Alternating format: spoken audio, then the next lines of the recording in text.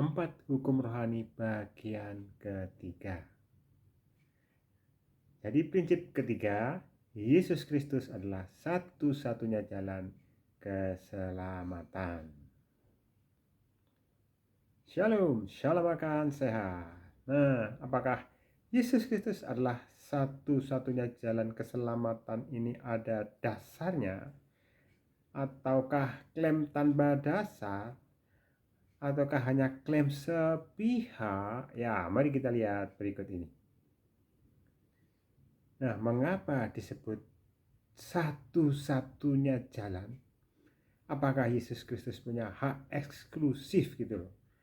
Apakah Yesus Kristus itu yang punya surga sehingga dikatakan satu-satunya jalan dan tidak ada jalan lain menuju surga? Mari kita lihat apakah Yesus itu yang punya surga, saudara. Surga itu milik siapa sih? Milik Allah kan? Allah bertahta di surga, ya kan begitu. Nah, untuk itu mari kita lihat Yohanes 14 ayat 2. Dikatakan seperti ini, saudara. Di rumah Bapakku banyak tempat tinggal. Jika tidak demikian, tentu aku mengatakannya kepadamu, sebab aku pergi ke situ untuk menyediakan tempat bagimu.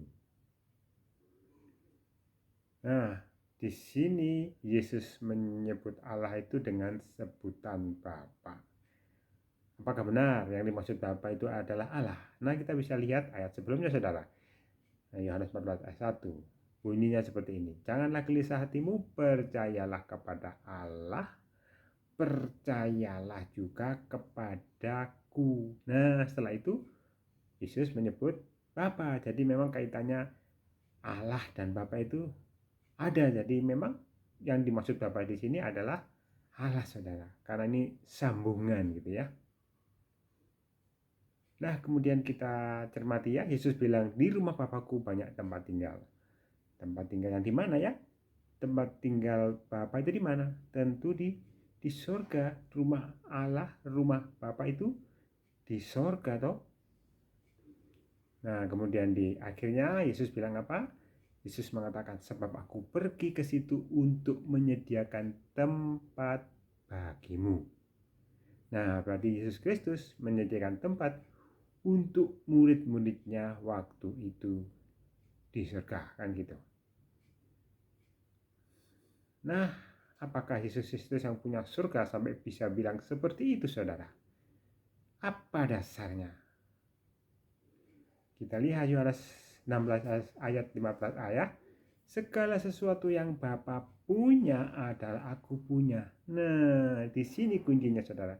Jadi yang Bapa punya itu Yesus Kristus punya. Kalau Allah itu yang mempunyai surga, berarti Yesus Kristus itulah yang mempunyai surga, saudara. Nah, nanti kita lihat kan Yesus Kristus bilang turun dari surga. Karena dia yang punya surga, saudara. Ya, Yohanes 3 ayat 13 bilang seperti ini.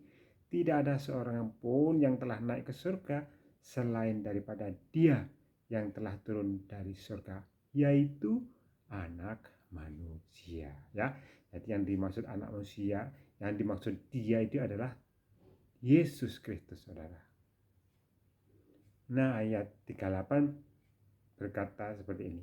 Sebab aku telah turun dari surga bukan untuk melakukan kehendakku, tetapi untuk melakukan kehendak Dia yang telah mengutus aku. Ya, jadi kalau Dia di sini adalah Allah Bapa, sedangkan aku adalah Yesus Kristus. Nah, apakah benar Yesus turun dari surga? Apakah ini bukan hanya klaim Yesus Kristus sendiri? Nah, kita lihat yang berikut ini ya. Kita ingat ketika Yesus dibaptis oleh Yohanes Pembaptis. Ini dicatat di Matius, di Lukas, ya kita yang lihat yang di Lukas ya. Lukas 3 ayat 21 sampai 22. Ketika seluruh orang banyak itu telah dibaptis dan ketika Yesus juga dibaptis dan sedang berdoa, terbukalah langit dan turunlah Roh Kudus dalam rupa burung merpati ke atasnya. Dan terdengarlah suara dari langit, "Engkaulah anakku yang kukasihi, kepadamulah aku berkenan." Nah, saudara, ini Allah yang menyatakan ketika Yesus telah dibaptis. Banyak saksi di sana karena banyak orang-orang juga yang dibaptis di sana, saudara. Jadi memang Allah sendiri yang menyaksikan bahwa Yesus itu adalah anak Allah. Itu artinya Yesus Kristus turun dari surga. Jadi ya bukan hanya klaim Yesus Kristus sendiri yang menyatakan aku turun dari surga, tetapi Allah sendiri sudah ikut menyatakannya, saudara. Nah, kapan Yesus diutus? Ketika di surga atau ketika sudah di dunia?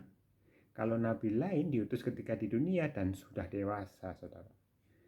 Nabi diutus ketika di dunia, Yesus diutus ketika masih di surga. Dan ini bukan hanya dicatat di Alkitab saja, saudara. Di kitab suci selain Kristen juga ada yang catat, seperti yang dicatat oleh surat Imran ya, ayat 45 sampai 47. Nah, saudara bisa baca sendiri.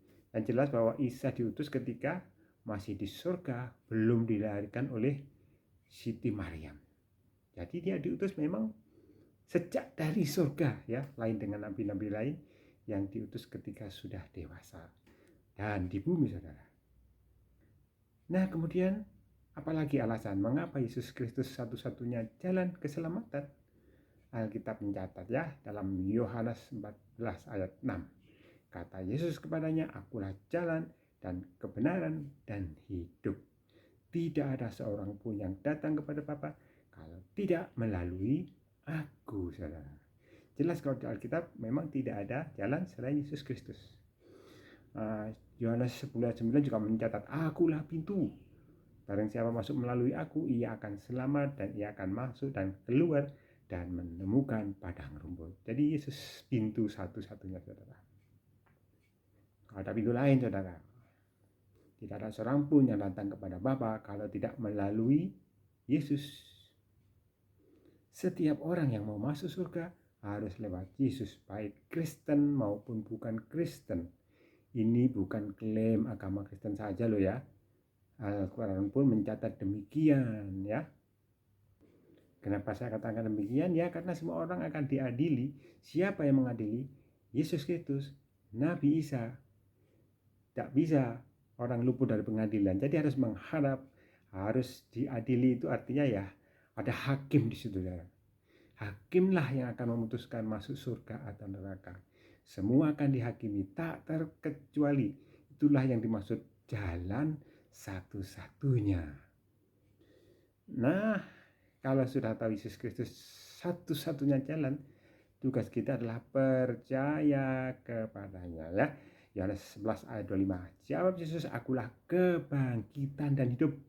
Barang siapa percaya kepadaku, ia akan hidup walaupun ia sudah mati. Dan setiap orang yang hidup dan yang percaya kepadaku tidak akan mati selama-lamanya." Nah, pada prinsip yang pertama, hukum rohani yang pertama juga sudah dikatakan, saudara, dalam Yohanes 3 ayat 16b, supaya setiap orang yang percaya kepadanya, kepada Yesus ya, tidak binasa, melainkan beroleh hidup yang kekal. Yesus Kristus adalah satu-satunya jalan keselamatan. Puji Tuhan, haleluya, amin.